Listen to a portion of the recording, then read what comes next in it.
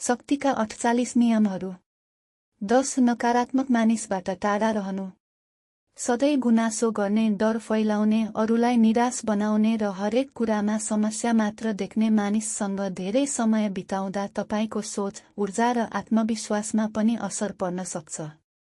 नकारात्मक सोच बिस्तारै अरूमा पनि सर्न सक्छ। बुझ्नुपर्ने कुरा, मानिसको वरिपरिको वातावरणले उसको निर्णय, हिम्मत र दृष्टिकोणमा ठूलो प्रभाव पार्छ।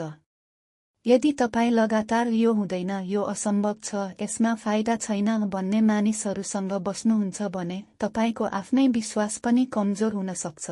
उदाहरण, कुनै समूहमा एकजना सदस्यले हरेक नयाँ विचारमा यो चल्दैन मात्र भनिरह्यो भने पुरै कामको गति घट्न सक्छ।